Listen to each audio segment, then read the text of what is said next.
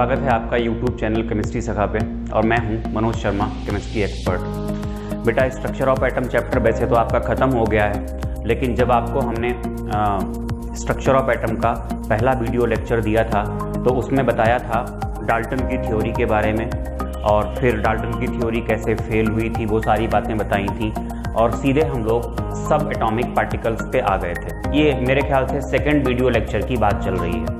ऐसा हमने second video lecture में किया था, क्योंकि फर्स्ट वीडियो लेक्चर में तो हम लोगों ने क्लासिफिकेशन ऑफ मैटर पढ़ा था। तो सेकंड वीडियो लेक्चर में एटम नाम लिया था, डाल्टन ने नाम बताया था, और बाकी क्यों इनकी थ्योरी फेल हो गई थी, इलेक्ट्रॉन, प्रोटॉन और न्यूट्रॉन की डिस्कवरी की वजह से। अगर आपको याद हो तो डाल्टन ने कहा था एटम इनडिविजिबल है, मतलब एटम सबसे छोटा है, सब एटम से मिलके बने हैं, एटम किसी से भी मिलके नहीं बना है। तो ये बात तब फेल हुई थी जब इलेक्ट्रॉन, प्रोटॉन और न्यूट्रॉन की डिस्कवरी हुई थी।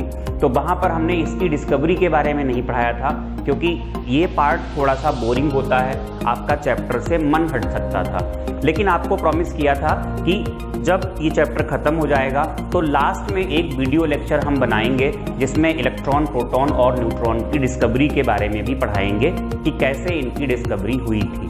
तो आज उसी की बारी है, उसी को हम लोग पढ़ने के लिए ये वीडियो लेक्चर प्रिपेयर कर रहे हैं, तब बना रहे हैं। तो बस आप हेडिंग डाल दीजिए सीधे से, डिस्कवरी ऑफ सब एटॉमिक पार्टिकल्स। कॉपी पेन उठाइएगा और उसमें आप हेडिंग डालेंगे डिस्कवरी ऑफ सब एटॉमिक पार्टिकल्स, और सबसे पहले आप बात करेंगे डिस्कवरी ऑफ इलेक्ट्रॉन की।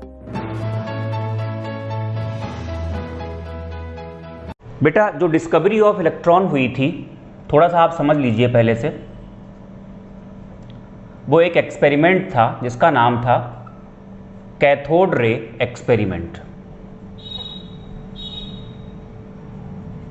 कुछ बातें यहां पर भी सीखने लायक हैं, थ्योरेटिकल हैं लेकिन सीखने लायक हैं। तो ये एक्सपेरिमेंट का नाम हुआ करता था कैथोड रे एक्सपेरिमेंट। सुनिएगा, ये एक्सपेरिमेंट स्टार्ट किसने किया था? एक साइंटिस्ट हुआ करते थे जिनका नाम था विलियम क्रुक्स। विलियम क्रुक्स थे। देखो, ईयर वीयर भी सब कुछ दिए गए हैं, किस सन में स्टार्ट हुआ, क्या हुआ, लेकिन ये सारी बातें हमारे लिए मतलब की नहीं हैं। तो विलियम क्रुक्स जो थे, इन्होंने क्या किया, एक ट्यूब बनाई थी इन्होंने जिसका नाम था डिस्चार्ज ट्यूब। कुछ इस तरीके की ग्लास की ट्यूब होती है। उस समय पे जो इन्होंने ट्यूब ली थी वो 60 सेंटीमीटर की लंबाई के आसपास थी, ये ट्यूब थी। यहाँ पर इन्होंने इलेक्ट्रोड्स को लगा रखा था, ये ऐसे करके, ये बैटरी है, और ये देखो छोटा वाला पार्ट है, इसका मतलब ये क्या हो गया, ये कैथोड हो गया, और ये हो गया यहाँ पर एनोड, मतलब ये पॉजिटिव पार्ट हो गया और ये नेगेटिव पार्ट। तो इन्होंने ये डिस्चार्ज ट्यूब ली। मोरोवर यहाँ पे इन्होंने एक पाथ दिया था, और ये पाथ एक्चुअली यहाँ पर इसको बंद भी कर सकते थे, और ये बेसिकली जाता था वैक्यूम पंप की तरफ। वैक्यूम पंप का काम होता है कि यहाँ से जो भी मटेरियल है, गैस वगैरह है, उसको खींच लेगा और यहाँ के प्रेशर को कम कर देगा। तो विलियम क्रुक्स ने क्या किया, पहले समझिएगा। ये डिस्चार्ज ट्यूब ली और इसमें गैस ली, हाइड्रोजन गैस ली थी पहले उन्होंने, और जो गैस ली उसका प्रेशर बहुत कम था, 0.01 mmHg के आसपास था, और जो वोल्टेज अप्लाई किया वो 10,000 से भी ज़्यादा था, 10,000 वोल्ट से भी ज़्यादा था। जब इस वोल्टेज पे इलेक्ट्रिसिटी पास कराई तो ये एनोड की तरफ जो ग्लास की दीवारें हैं, ये कांच की दीवारें हैं, यहाँ कहीं पे इन्होंने क्या देखा, इन्होंने ग्रीन फ्लोरिसेंस देखी। तो ये एक्सपेरिमेंट इनका इतना था, आगे ये कुछ बता नहीं पाए थे। इन्होंने बस एक्सपेरिमेंट किया। लो प्रेशर था, क्यों था, हाई वोल्टेज था, क्यों था, ये सारी बातें हम लोग डिस्कस करेंगे, यही बस डिस्कस करने वाली बातें हैं। ऐसा इनका एक्सपेरिमेंट था, ये इनका ऑब्जर्वेशन था। तो आप क्या करेंगे, डिस्कवरी ऑफ इलेक्ट्रॉन डालेंगे, बाई कैथोड रे एक्सपेरिमेंट, ये करेंगे। फिर आप लिखेंगे William crooks passed electricity in the gas bracket में एट वेरी लो प्रेशर, ये taken in discharge tube at very high voltage, और लिख देना more than 10,000 volt and observed green florescence near the anode glass wall. जो anode थी, anode के पास जो glass की वॉल्स थी, वहां पर इन्होंने ग्रीन फ्लोरिसेंस देखी। ये इनका एक्सपेरिमेंट था। तो एक्सपेरिमेंट जो था इसको फिर थॉमसन ने एक्सप्लेन किया। यही वजह है J Thomson, sir J Thomson कहा जाता है। ये नाम लिखा हुआ है, यहां कहीं लिख देते हैं, जे थॉमसन। इन्होंने इसको आगे एक्सप्लेन किया था। इन्होंने क्या बताया, एक्चुअली ये जो ग्रीन फ्लोरिसेंस मिल रही है वो कुछ रेज की वजह से मिल रही है, और ये रेज कैथोड पर इनकी ओरिजिन होती है, और कैथोड से ये क्या करती हैं, एनोड की तरफ ट्रैवल करती हैं, और जब एनर्जी वाली रेज ट्रैवल करते करते ग्लास वॉल्स से टकराती हैं तो फिर क्या होता है, टकराने की वजह से उनके पास एनर्जी थी, और टकराने की वजह से क्या होता है, यहाँ पर ग्रीन फ्लोरिसेंस प्रोड्यूस होता है, और इन रेज को इन्होंने नाम क्या दिया, कैथोड रेज। तो जब आप नोट्स बनाएंगे तो लिखेंगे Thomson explained it, he explained this fluorescence is due to some rays which originate at cathode and travel towards anode, named cathode rays। Cathode rays इनका नाम रखा इन्होंने। अब इसके बाद क्या करना होगा, सिस्टमेटिकली पढ़ते चलेंगे, समझ में भी सारा आएगा। फिर जो कैथोड रेज थी उनकी प्रॉपर्टीज को ऑब्जर्व किया। प्रॉपर्टीज आपको लिखनी पड़ेंगी, फिर आप लिखोगे प्रॉपर्टीज ऑफ कैथोड रेज। अच्छे से आपके नोट्स बन जाएंगे, सारी चीज़ें आपकी तैयार भी हो जाएंगी, क्योंकि बहुत ज़्यादा समझना कुछ कॉन्सेप्ट वगैरह है नहीं यहाँ पे, बस चीज़ें थोड़ी बहुत याद करने वाली हैं।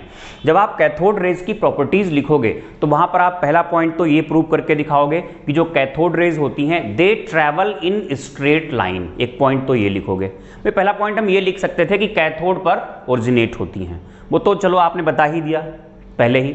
तो पहला पॉइंट हम यही बताएंगे, they travel in straight line. ये कैसे पता लगा, actually they cast shadow of the object when the object is placed in the path of cathode raise.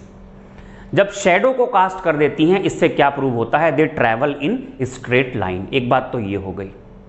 Number 2, the rays are negatively charged. ये कैसे प्रूव हुआ, when the rays are passed through the electric field, electric field से पास कराते हैं, they are deviated towards positive terminal, वो positive की तरफ झुक जाती थी। दिस मीन्स खुद कैसी हैं, खुद वो नेगेटिव हैं, तो नेगेटिव चार्ज प्रूव हो गया। नेक्स्ट पॉइंट होगा, these rays are materialistic rays, मतलब ये मैटर की बनी हुई है। ऐसा नहीं है कि इलेक्ट्रोमैग्नेटिक वेव्स हैं, लाइट की तरह हैं, ऐसा नहीं है। लाइट वेव्स होती हैं, वो मैटर वेव्स नहीं होती हैं। जो ये वाली रेज थी, these rays are materialistic rays. कैसे ये पता लगा, ये इसका जो एक्सपेरिमेंट था, एक बहुत हल्का व्हील, एक सब्सटेंस होता है, उसे माइका व्हील कहते हैं, MICA। माइका व्हील को जब माउंट कर लेते हैं एक्सल पे, एक्सल मतलब एक वो लगा करके, यहाँ पर लीवर होगा, ये व्हील यहाँ पर लगा हुआ है, तो वो व्हील रोटेट कर सकता है। तो ये प्रूव कैसे हुआ कि ये मटीरियलिस्टिक रेज हैं, ये प्रूव हुआ। इसका एक्सपेरिमेंट ये था, when mica wheel mounted on axle, AXEL, axle is placed in the path of cathode rays, the wheel is rotated, wheel घूम गया। इससे क्या प्रूव हुआ, the rays are made up of matter. Charge है और charge भी matter की ही property होती है, तो वहां से भी खैर प्रूव होता है कि मैटर से मिलके बनी है, यहां से भी प्रूव होता है। इसके अलावा कैथोड रेज की और भी बहुत सी प्रॉपर्टीज थी, जैसे कि जो कैथोड रेज थी, जब उनको हम किसी मीडियम से पास कराते थे तो वो क्या करती थी, उस मीडियम में जो भी गैसेस होती थी उनको आयनाइज कर देती थी, मतलब इलेक्ट्रॉन्स को बाहर निकाल देती थी। इससे प्रूव होता है उनके पास एनर्जी है। भाई इलेक्ट्रॉन तभी तो बाहर निकलेगा जब उन रेज से एनर्जी ट्रांसफर होगी, किसी भी सब्सटेंस के पास जब एनर्जी जाएगी तभी इलेक्ट्रॉन बाहर निकल सकता है। तो दे आयनाइज द मीडियम गैसेस, ये भी एक प्रॉपर्टी थी। जब इन रेज को when these raise strike with the metal surface x raise produce होती थी, एक्स रेज वाज प्रोड्यूस्ड, ये भी इनकी एक प्रॉपर्टी थी। और सबसे खास बात, सबसे इंपॉर्टेंट पॉइंट जो आप लिखेंगे, for these rays E upon m value, जो इन रेज के लिए E अपॉन एम वैल्यू थी वो हमेशा कैसी थी, it was constant. For these rays E upon m value was constant, और ये वैल्यू हुआ करती थी 1.76 इंटू 10⁻11 कूलम पर किलोग्राम। देखो E है यहां पर चार्ज, मतलब चार्ज कितना है, और m है यहां पर मास। जो ये वैल्यू फाइंड की थी E अपॉन एम, ये थॉमसन सर ने ही फाइंड की थी, थॉमसन ने ही E अपॉन एम वैल्यू को फाइंड किया था। तो नेक्स्ट पॉइंट आप क्या लिखेंगे, for these rays E upon m value constant थी और ये इतनी थी, it does not depend on nature of gas. Hydrogen gas लो तब भी यही वैल्यू, कोई और गैस लो तब भी यही वैल्यू। इससे क्या प्रूव होता है, इससे प्रूव ये होता है, this proves that cathode rays are similar, same है फॉर ऑल गैसेस। अच्छा, फिर यहीं से क्या हुआ, एक साइंटिस्ट हुआ करते थे, साइंटिस्ट का नाम था R.A. मिलिकन। नेक्स्ट पॉइंट में आप लिखेंगे, ये बताएंगे, R.A. Millikan calculated the charge, calculated the value of charge, और चार्ज की वैल्यू को उन्होंने, जो एक्सपेरिमेंट था, calculated the value of charge by, एक एक्सपेरिमेंट था जिसका नाम है ऑयल ड्रॉप एक्सपेरिमेंट, और जो चार्ज की वैल्यू निकल के आई थी वो आई थी 1.602 इंटू 10⁻⁻19 कूलम, या यही वैल्यू होती है 4.8 इंटू 10⁻⁻10 ESU। देखो ये कूलम SI यूनिट है चार्ज की, और ESU मतलब इलेक्ट्रोस्टैटिक यूनिट, ये इसकी CGS वैल्यू है। जब ये वैल्यू पता, E अपॉन एम वैल्यू पता लग गई, थॉमसन ने पता लगाई। चार्ज की वैल्यू किसने बताई, चार्ज की वैल्यू मिलिकन ने बता दी। तो यहां से फिर क्या हुआ, देन मास फाइंड कर लिया गया, और मास निकल के आ गया E अपॉन एम में E की वैल्यू रख दी, और ये वैल्यू पता है, ये 9.1 इंटू 10⁻⁻31 kg आ गया। तो सब कुछ यहां से पता लग गया, और ये वैल्यूज हर बार कैसी आ रही थी, कांस्टेंट। तो इतने सारे पॉइंट्स लिखने के बाद, इतने सारी प्रॉपर्टीज कैथोड रेज की लिखने के बाद, कैथोड रेज की प्रॉपर्टीज ये हो गई। भाई कैसे आप लिखेंगे, सबसे पहले आप बताएंगे कि विलियम सर ने ऐसा ऐसा एक्सपेरिमेंट किया, मैंने आपको बोला था इतने प्रेशर पे, इतने वोल्टेज पे गैस को लेकर के इन्होंने इलेक्ट्रिसिटी पास की, ग्रीन फ्लोरिसेंस मिला, कहाँ पे, नियर एनोड। थॉमसन ने एक्सप्लेन किया ये फ्लोरिसेंस कुछ रेज की वजह से है, इन रेज का नाम क्या रखा, कैथोड रेज या नेगेटिव रेज, और उनकी प्रॉपर्टीज हमने एक एक करके आपको बता दी, स्ट्रेट लाइन में चलती हैं, इन पर चार्ज नेगेटिव होता है, सारे एक्सपेरिमेंट भी साथ में हमने आपको बता दिए, और मटीरियलिस्टिक होती हैं, ये क्या करती हैं, जिस मीडियम में जाती हैं वहाँ की मीडियम वाली गैसेस को आयनाइज कर देती हैं। इसके अलावा किसी मेटल की सरफेस पे पड़ती हैं तो क्या करती हैं, वहाँ से एक्स रेज प्रोड्यूस करती हैं। ये सारी बातें आपको बताई, और फिर नेक्स्ट पॉइंट में बताया कि E अपॉन एम वैल्यू जो कि थॉमसन ने फाइंड की थी वो कांस्टेंट होती है, वो गैस के नेचर पे डिपेंड नहीं करती है। इससे ये प्रूव होता है कि हर बार जो कैथोड रेज हैं हर गैस में कैसी होती हैं, सेम होती हैं। मिलिकन ने ऑयल ड्रॉप एक्सपेरिमेंट से चार्ज पता लगा लिया, तब क्या पता लग गया, यहाँ पर मास पता लग गया। और लास्ट में अब ये प्रॉपर्टीज लिखने के बाद आप एक नोट लिखेंगे, और नोट में लिखेंगे Thomson explained these rays consist of small charged, negatively charged particles. These rays consist of small negatively charged particles, और नाम दिया named electrons, और उनका नाम क्या रखा, इलेक्ट्रॉन्स। ये सब प्रूव हो ही चुका था कि हर गैस में इलेक्ट्रॉन्स कैसे होते हैं, सेम होते हैं। तो फुल स्टॉप के बाद आप ये भी लिख देंगे, electron is fundamental particle of all substances, जिसपे चार्ज, मास, वो सब सारी चीजें आपको पहले ही पता लग गई। तो ये कैथोड रे एक्सपेरिमेंट से इलेक्ट्रॉन की डिस्कवरी हो गई। अब कुछ क्वेश्चंस यहां पर बनते हैं कि ये कैथोड रेज आई कहां से, तो आप डालेंगे heading origin of cathode raise. तो आपको बता दें, जब आप हेडिंग डालेंगे ओरिजिन ऑफ कैथोड रेज, तो उसमें आपको हम बता दें ये बैटरी क्या करती है, ये पॉजिटिव पार्ट है, ये पॉजिटिव पार्ट इलेक्ट्रॉन्स को अट्रैक्ट करता है, ये नेगेटिव पार्ट है, ये इलेक्ट्रॉन्स को क्या करेगा, ये पुल करेगा। तो इलेक्ट्रॉन्स सबसे पहले कहां से निकलते हैं, जो कैथोड आपने ले रखा है, जिस भी मटेरियल का कैथोड बना होगा, जनरली मेटल्स का ही होता है, तो कैथोड से सबसे पहले इलेक्ट्रॉन निकलेंगे।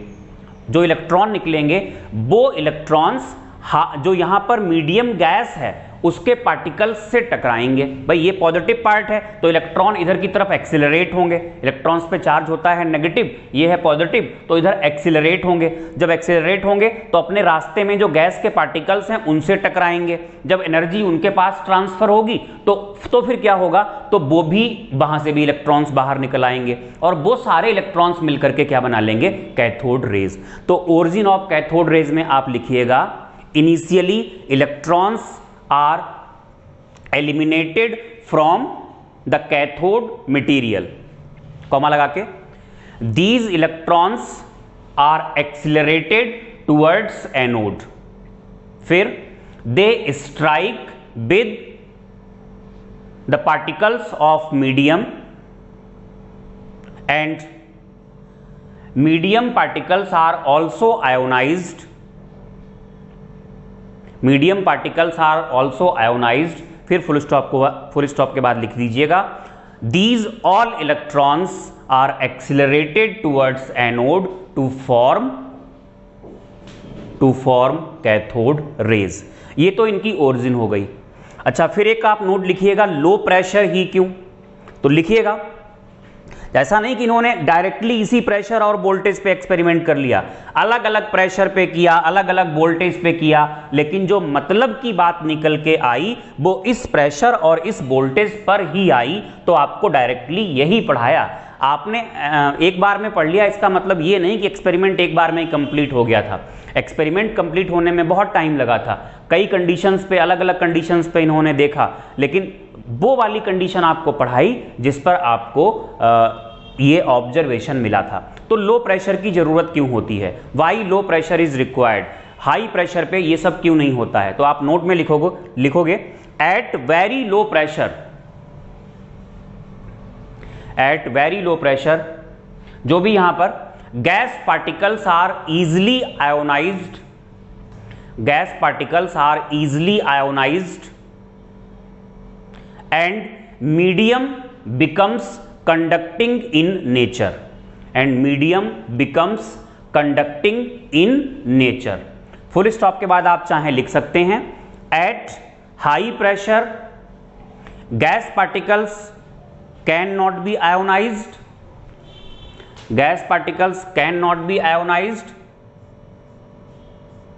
and medium remains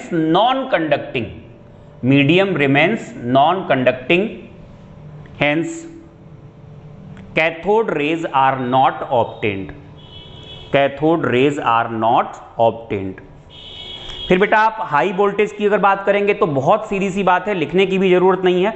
high voltage की जरूरत पड़ती है इलेक्ट्रॉन को ज्यादा एक्सिलरेशन मिल जाए, ज्यादा एक्सेलरेशन देने के लिए, सो दैट कि वो रेज में कन्वर्ट हो जाएं, वो पार्टिकल्स क्या करें, in the form of rays, high speed को गेन कर लें। तो आप लिख दें चाहें तो, हाई वोल्टेज इज रिक्वायर्ड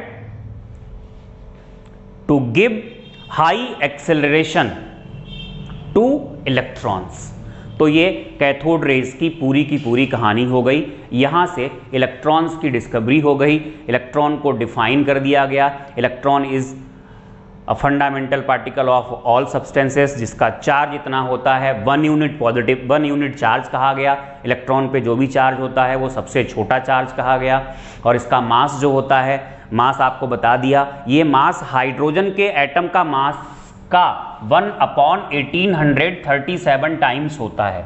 मतलब हाइड्रोजन एटम के मास का इतना, देखो जो लाइटेस्ट एलिमेंट नोन था वो हाइड्रोजन था, सबसे हल्का एलिमेंट जो नोन था वो हाइड्रोजन था, तो इसका मास हाइड्रोजन से भी बहुत कम होता है, उससे उसके मास का 1/1837 टाइम्स, मतलब बहुत छोटा मास होता है।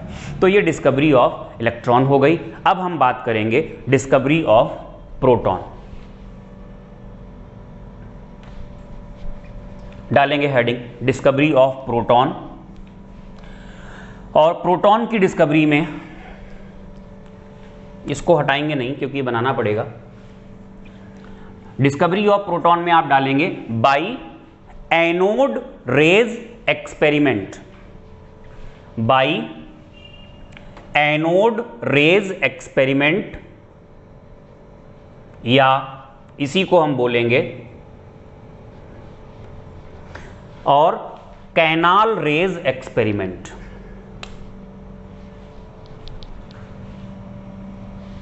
एनोड रेज एक्सपेरिमेंट या कैनाल रेज एक्सपेरिमेंट। यहां पर साइंटिस्ट हुआ करते थे गोल्डस्टीन। गोल्डस्टीन ने क्या किया, इस बारी जो कैथोड लिया वो परफोरेटेड था इस तरीके से, वो जैसे भी है उन्होंने, मतलब आप इसको ऐसे भी बना सकते हो, ये कोई एक सब्सटेंस था, ऐसे करके ये फॉइल टाइप की ले ली, यहां पर बीच में जुड़ा हुआ है वायर से या जिससे भी, और इसमें क्या है, बहुत सारे ये पोर्स हैं। तो यहां का जो कैथोड था वो कैसा था, परफोरेटेड कैथोड। तो आप लिखेंगे Goldstein performed same experiment with perforated cathode. ये परफोरेटेड कैथोड लिया and observed green florescence behind the cathode. यहां पर इन्हें ग्रीन फ्लोरिसेंस मिला, ये ग्रीन फ्लोरिसेंस मिला इनको। भैया कैथोड रेज तो कैथोड से बनती थी, वो इधर की तरफ जाएंगी, पीछे तो जाएंगी नहीं, पीछे नहीं जाएंगी, तो इसका मतलब ये वाला जो फ्लोरिसेंस है ये कैथोड रेज की वजह से तो है नहीं। आगे की कहानी समझाई रदरफोर्ड ने। रदरफोर्ड जी ने बताया कि ये वाला जो फ्लोरिसेंस है वो दूसरी रेज की वजह से है, और उन रेज का नाम क्या रखा, एनोड रेज या कैनाल रेज। और उनकी प्रॉपर्टीज में आप सुन लो, प्रॉपर्टीज क्या क्या थी। पहली, स्ट्रेट लाइन में ट्रैवल करती हैं, ठीक है। दूसरी, मटीरियलिस्टिक हैं, क्या एक्सपेरिमेंट करेंगे वो हम आपको पहले ही बता चुके हैं। तीसरी बात, इन पर चार्ज पॉजिटिव होता है, क्योंकि ये इलेक्ट्रिक फील्ड से जब पास कराओगे तो नेगेटिव पोल की तरफ डेविएट होंगी। स्ट्रेट लाइन में चलती हैं, मटीरियलिस्टिक होती हैं, इनके पास एनर्जी होती है, या इसके अलावा और क्या बताया आपको, हाँ, पॉजिटिवली चार्ज होती हैं। ये सारी प्रॉपर्टीज, देखो कौन सी प्रॉपर्टीज नहीं मिलेंगी जो आपको कैथोड रेज में मिलती थी।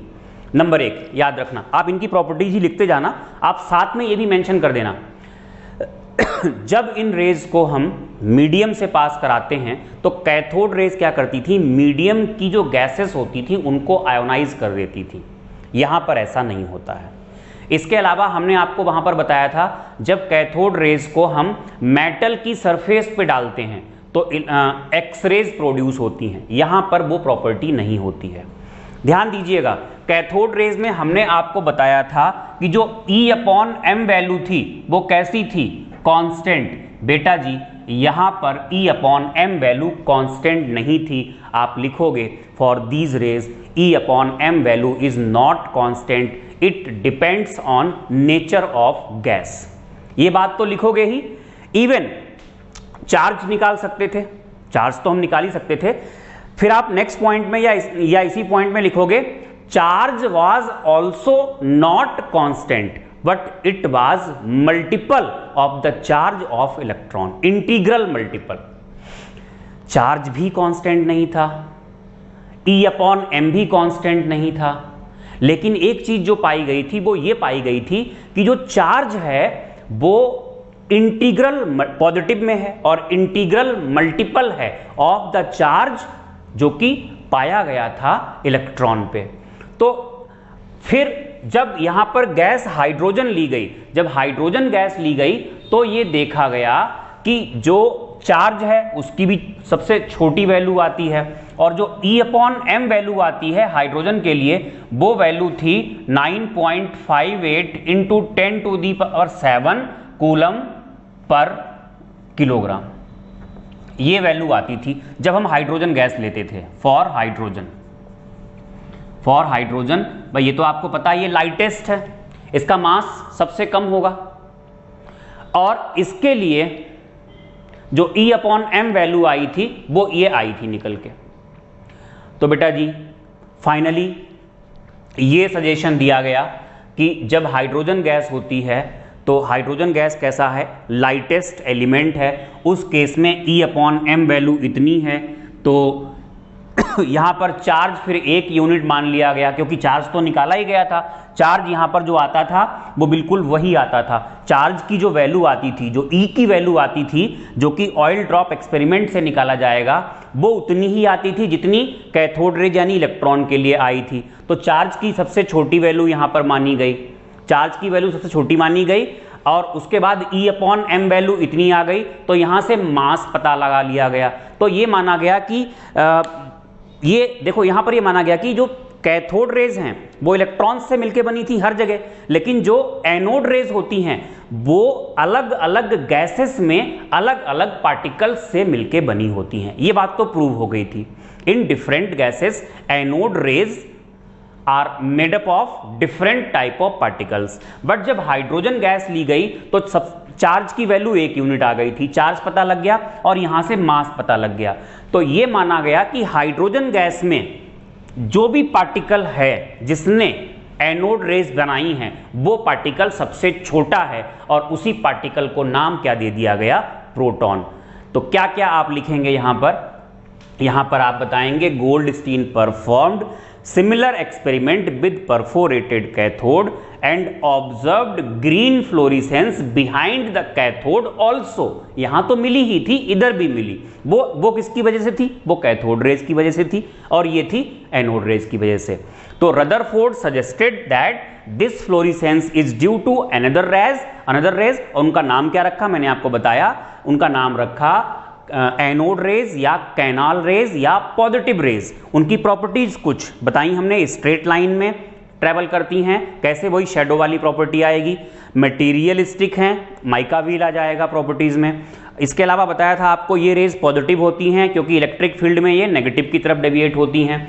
नेक्स्ट हमने आपको कुछ प्रॉपर्टीज ऐसी बताई जो कैथोड रेज से मैच नहीं करती थी, जैसे कि मीडियम की गैसेस को आयोनाइज नहीं करती हैं, जब मेटल से स्ट्राइक करती हैं तो एक्स रेज प्रोड्यूस नहीं करती हैं, E/m वैल्यू कांस्टेंट नहीं होती है, इवन E की वैल्यू कांस्टेंट नहीं होती है, गैस टू गैस वेरी करती है, but value of E is always integral multiple of that value which was found in cathode rays.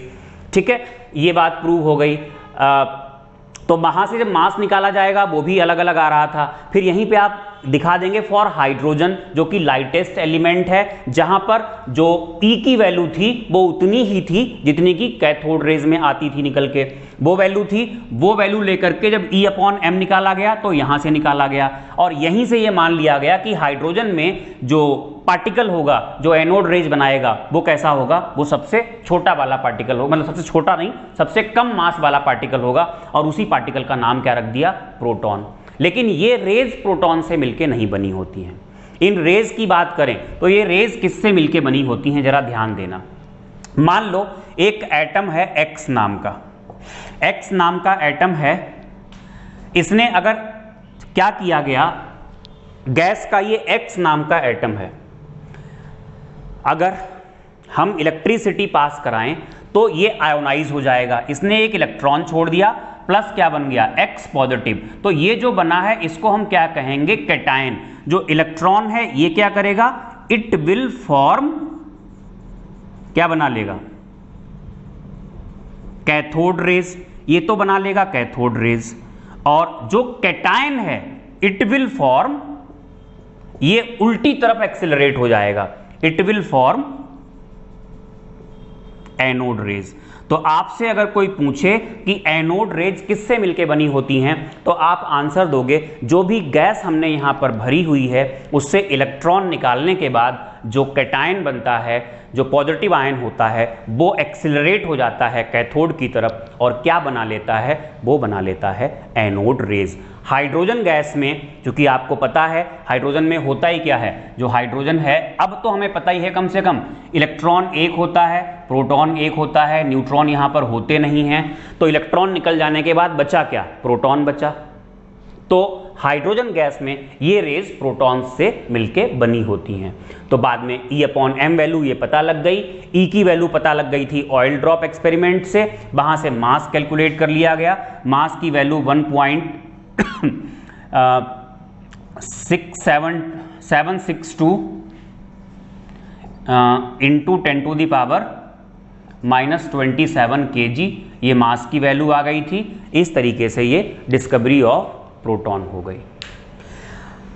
तब आप डालेंगे heading discovery of neutron.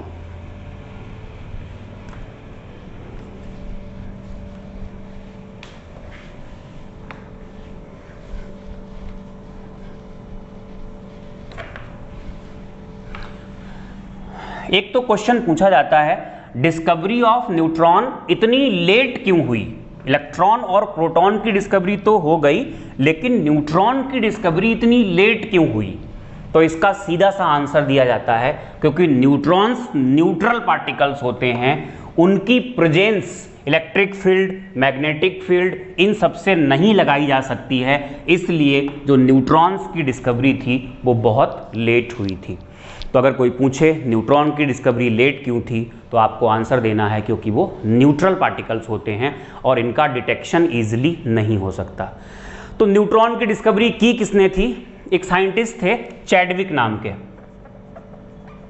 Chadwick ने ये काम किया था, ये नेक काम किया था।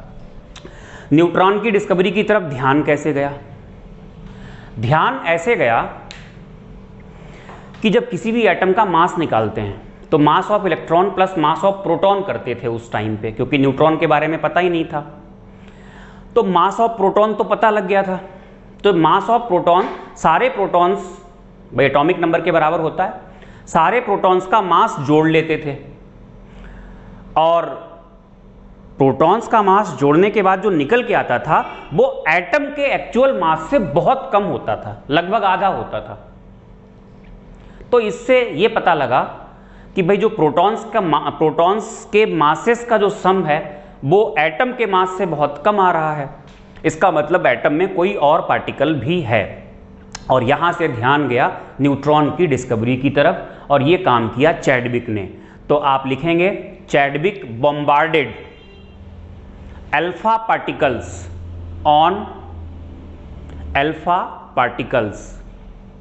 On beryllium and boron foils, on beryllium and boron foils, and discovered a neutral particle named neutron। Beryllium की अगर हम बात करें तो हाइड्रोजन, हीलियम, लिथियम और बेरिलियम कितना होता है, 4, यहां पर होता है 9। इस पर अल्फा पार्टिकल का बम्बार्डमेंट किया। आपको बता दें जो अल्फा पार्टिकल होता है ये 2 और 4, मतलब अल्फा पार्टिकल में 2 प्रोटॉन और 2 न्यूट्रॉन होते हैं, कोई इलेक्ट्रॉन नहीं होता है। चलो उसको तो हम बाद में डिस्कस करेंगे ही करेंगे। तो यहाँ पर जब इन्होंने अल्फा पार्टिकल का बम्बार्डमेंट किया बेरिलियम फॉइल पे, तो इन्होंने यहाँ पर क्या पाया, यहाँ बना 6C और 9 और 4 के 13 होता है, बल्कि यहाँ 12 रह गया प्लस 0N1। ये एक पार्टिकल डिस्कवर हुआ, इसका नाम क्या रखा, न्यूट्रॉन। और बाद में इसका मास वगैरह पता लगाया गया। तो ये सब सारी चीज़ें तो मैं आपको पहले भी लिखा चुका हूँ, इलेक्ट्रॉन पे मास कितना होता है, प्रोटॉन का मास कितना होता है, न्यूट्रॉन का मास कितना होता है। 1.765 1.675 होता है। वहां पर भी इलेक्ट्रॉन में भी शायद 6 ही आएगा।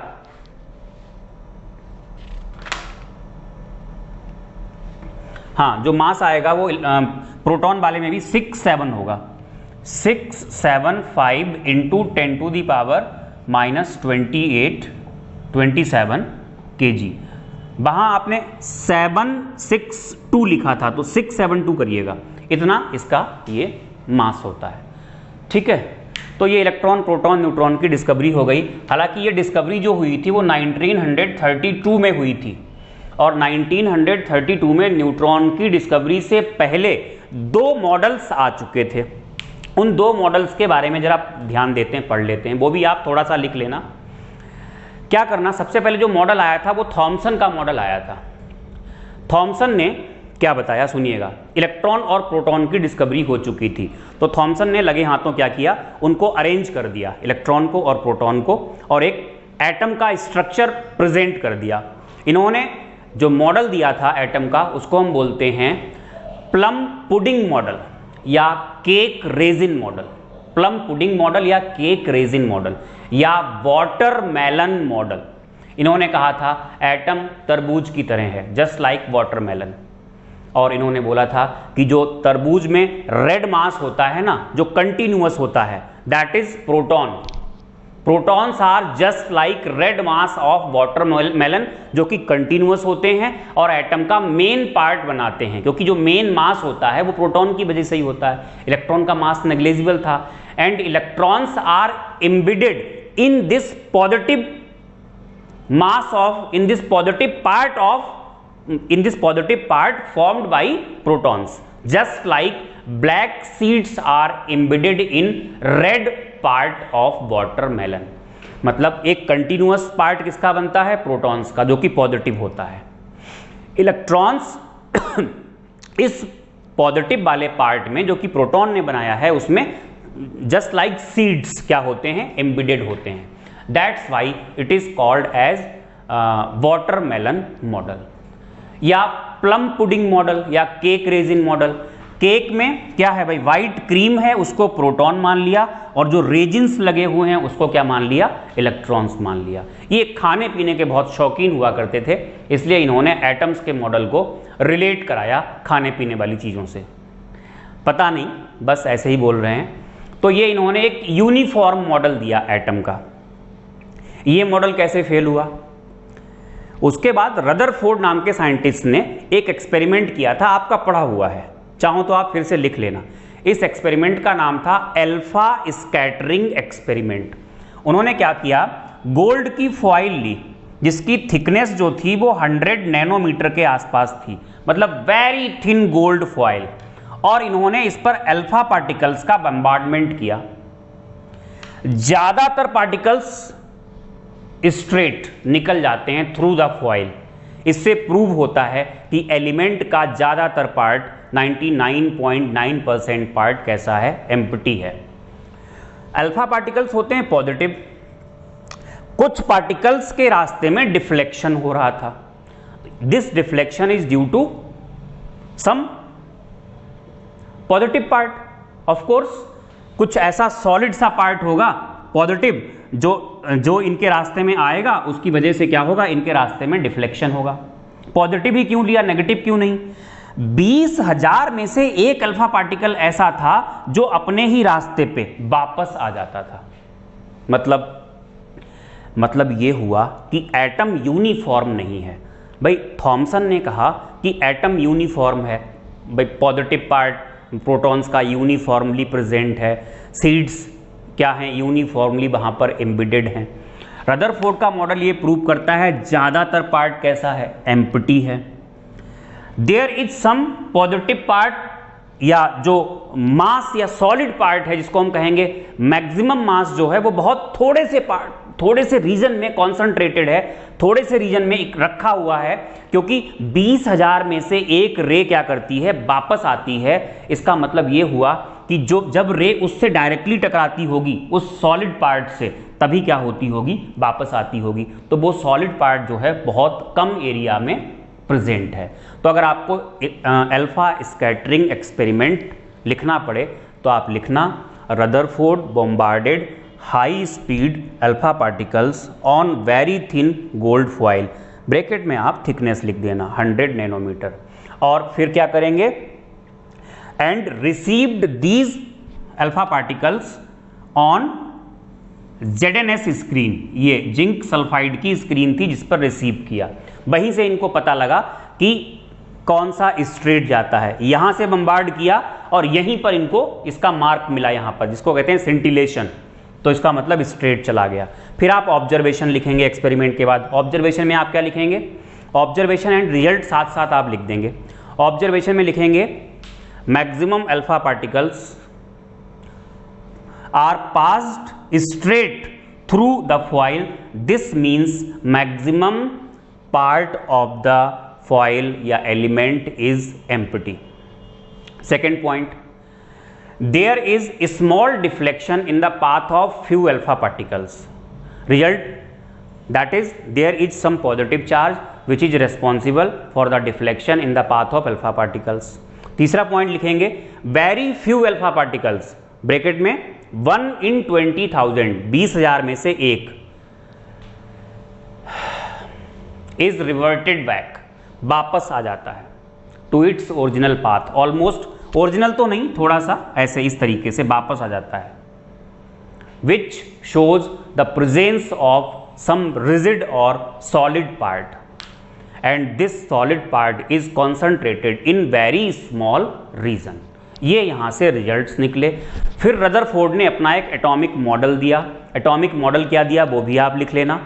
मॉडल में आप लिखोगे, हेडिंग डालोगे रदरफोर्ड्स एटॉमिक मॉडल, वहाँ लिखोगे पहला point, maximum mass of the atom is concentrated in the centre of atom called as nucleus. उसका नाम इन्होंने क्या रखा, न्यूक्लियस। तो न्यूक्लियस की डिस्कवरी भी इन्होंने ही की थी। पहला point, maximum mass of the atom is concentrated in the centre of atom called as nucleus, it is positively charge and it is made up of protons, और साथ में बताया सेकेंड पॉइंट लिखेंगे, size of nucleus is very small as compare to size of atom. Nucleus का size atom के size के comparison में बहुत ही छोटा था।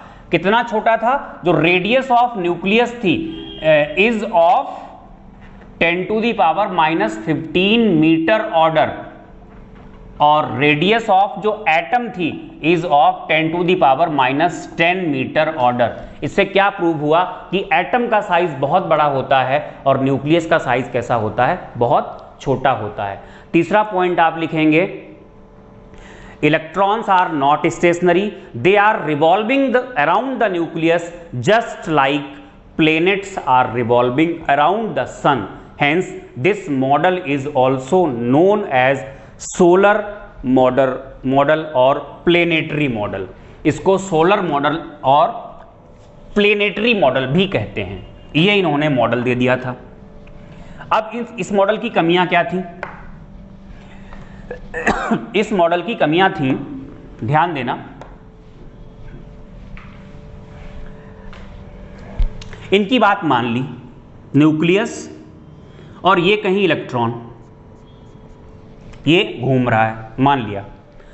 क्लार्क मैक्सवेल ने जो इलेक्ट्रोमैग्नेटिक थ्योरी दी है, जो कि मैं आपको पढ़ा चुका हूं, उनके अकॉर्डिंग अगर ऑब्जेक्ट हीटेड है तो, या करंटेड फिलामेंट है तो, या चार्ज पार्टिकल एक्सेलरेटेड है तो, ये तीन चीजें बताई थी, heated objects, currented filaments and accelerated charge particles emit radiations या emit energy in the form of radiations, energy को एमिट करते हैं in the form of radiations.